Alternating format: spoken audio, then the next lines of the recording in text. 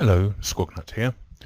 This video looks at the reasoning used by YouTube user Internet Pastor TV, a born-again Christian and young earth creationist named Michael, whose two favourite books are the Bible and the dictionary.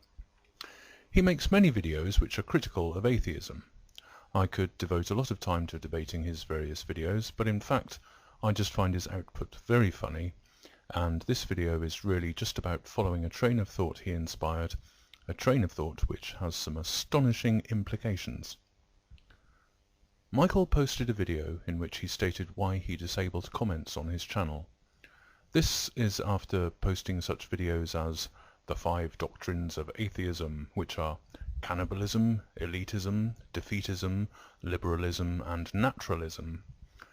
Other videos he has made include such fascinating topics as why Christianity is not a religion, in which he gives his amusing reasoning for why he has convinced himself that atheism is a religion.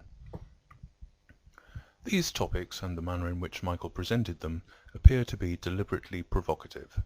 To suggest that a large and vocal section of the YouTube community are cannibals is amusing, but people reacted predictably enough, and Michael got the backlash he was looking for.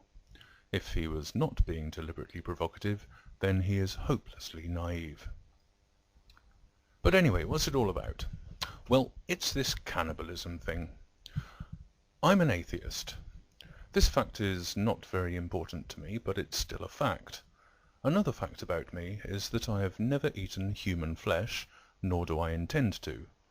If I were in a situation where the only apparent food source is human flesh, and so I have to choose between cannibalism and starvation, right now I have no idea what I would do, but in that situation I would find out something about myself.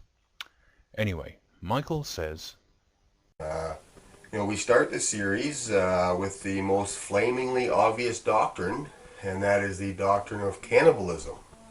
One thing I dislike about many criticisms of atheism is that they misrepresent me, and so rather than talk out of my backside or make up any old crap, I prefer not to misrepresent anyone with whom I disagree. So I sent Michael a PM asking which event confirms a person's status as a cannibal. Is it when a person stops believing in God? When a person actually eats human flesh? Or when a person decides that if they were in a situation of eat human flesh or die, they would eat human flesh? Or is it when a person removes or fails to establish a personal rule that they would refrain from eating human flesh under any and all circumstances? Michael replied that point 4 is the key event, and that points 1 and 2 do not apply. This gives us a very interesting view into creationist logic. Of course, if this logic works for atheists being cannibals, the same principle should apply to other situations. So let's start with cannibalism and see where this goes. If I don't have a firm rule that I should never eat human flesh, I am a cannibal. Well, that's not very good. Can we do something to improve things? I often hear how much better life gets when you become a Christian, and I think I see how it works. Right. If I have no rule that I should never marry Angelina Jolie, then I am her husband. Sorry, Brad, but my life just got better. And now, if I don't have a rule that I should not fly through outer space, I am an astronaut. Fantastic, life is great. And since I don't have a rule that I should never run the universe using supernatural infinite power and wisdom, I am God. But what does the Bible say about cannibalism? Well, a quick look at Matthew chapter 26, verses 26 to 29 of the King James Version, the famous Last Supper.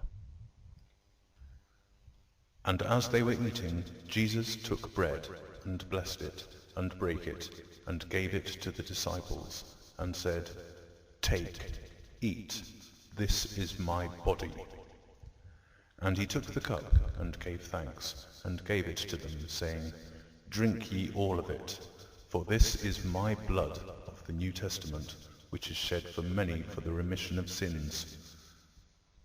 But I say unto you, I will not drink henceforth of this fruit of the vine, until that day when I drink it new with you in my Father's kingdom. Take, eat, this is my body. If you favour a literal interpretation of the Bible, then what does this mean?